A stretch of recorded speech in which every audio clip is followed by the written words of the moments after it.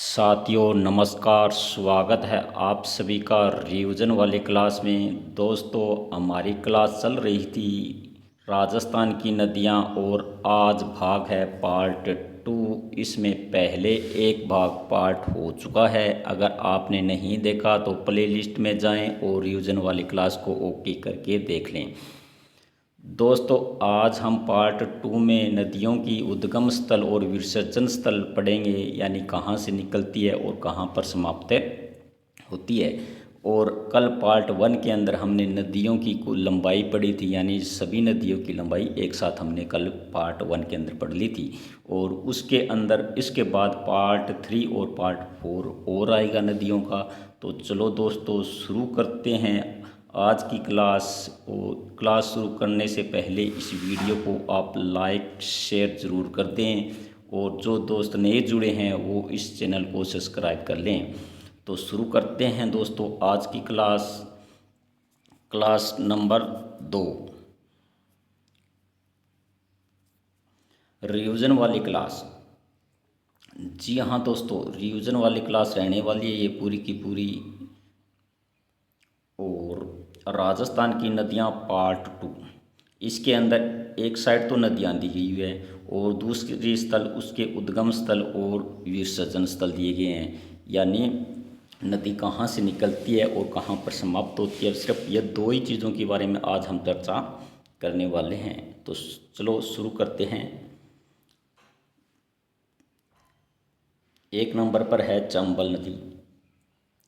अब चंबल नदी कहाँ से निकलती है, तो जाना पावा की पहाड़ी। पहाड़ी पूछ ले तो ये, पर्वत पूछ ले तो विंध्याचल पर्वत आएगा। और ये एमपी से निकलती है इंदौर ज़िले के। अगर स्थान पूछ ले तो महू, और पठार पूछ ले तो विंध्याचल का पठार, और पहाड़ियाँ पूछ ले तो जाना पाव की पहाड़ी एमपी के अंदर। और यह है अपना जल कहाँ पर ले जाती है, बंगाल की खाड़ी में ये अपना जल ले जाती है। तो 3 प्रकार के यहाँ से प्रश्न पूछे जा सकते हैं। 2 नंबर पर बात करते हैं बनास नदी की। तो बनास नदी जो पूर्णतः राजस्थान में बहने वाली नदी है, सबसे लंबी नदी है राजस्थान में पूर्णतः बहने वाली। अगर सीधे पूछ ले राजस्थान में सबसे लंबी नदी तो चंबल नदी है। और उसकी लंबाई की हमने कल बात कर ली थी, तो वहाँ वो आप वीडियो आप एक बार प्लेलिस्ट के अंदर जाके ज़रूर देख लें। तो बनास नदी का उद्गम स्थल है खमनोर की पहाड़ी। खमनोर की पहाड़ियाँ कहाँ पर है, खमनोर की पहाड़ी राजस्थान के राजसमंद के अंदर है। ये पूर्णतः राजस्थान में बहती है, सीधी सी बात राजस्थान के अंदर है। और खमनोर की पहाड़ियाँ कहाँ पर है, राजसमंद के अंदर। और बनास भी का पानी भी बंगाल की खाड़ी के अंदर जाता है। बात करें माही नदी की, तो माही नदी अमरूर की पहाड़ी एमपी से निकलती है, जो राजस्थान के अंदर बहती है और खंबात की पहाड़ी के अंदर गिरती है। अभी एमपी से निकलती है राजस्थान, राजस्थान से गुजरात और गुजरात से खंबात की पहाड़ी के अंदर चली जाती है। बात करें घग्गर की, तो ये शिवालिक पहाड़ी हिमाचल प्रदेश से निकलती है। घग्गर नदी शिवालिक पहाड़ी हिमाचल से निकलती है। फिर ये पंजाब, हरियाणा और राजस्थान के गंगानगर हनुमानगढ़ गंगानगर आते हुए ये पाकिस्तान के फोर्ट अम्बास तक उसका पानी जाता है।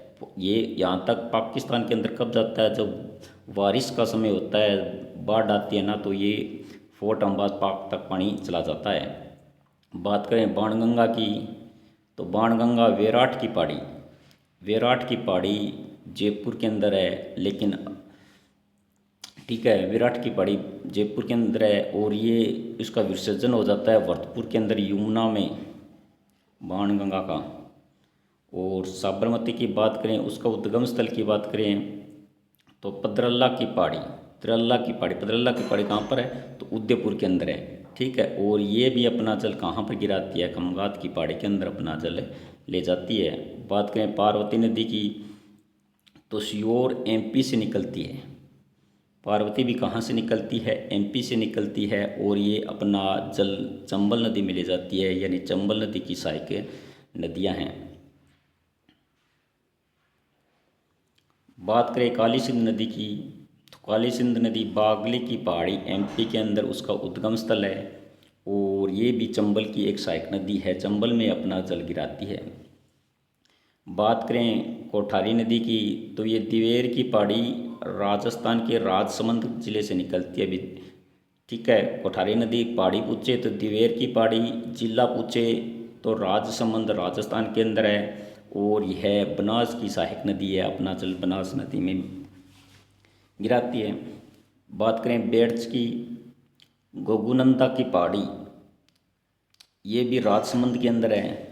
गोगुनंदा की पहाड़ी कहाँ पर है? राजसमंद के अंदर है, जहाँ से बेड़च नदी निकलती है। और यह भी एक बनास की सहायक नदी है, अपना पानी बनास नदी के अंदर ले जाती है। बात करें मेज मांडलगढ़ की पहाड़ी, मांडलगढ़ की पहाड़ी कहाँ पर है? भाई भीलवाड़ा के अंदर है ये।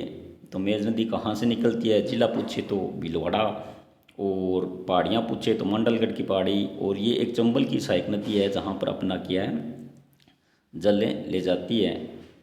खारी नदी विजरौल की पहाड़ी राजसमंद के अंदर, और ये बनास नदी में अपना पानी ले जाती है। विजराल की पहाड़ी बहुत बार प्रश्न पूछा गया अभी कहाँ पर है, तो 2 क्वेश्चन तैयार हो जाते हैं इसे, जैसे विजराल की पहाड़ी राजसमंद, मंडलगढ़ की पहाड़ी भीलवाड़ा, गोगनंदा की पहाड़ी राजसमंद, दिवेर की पहाड़ी राजसमंद। इस प्रकार से यहाँ से भी 2 प्रश्न पूछे जाते हैं ना।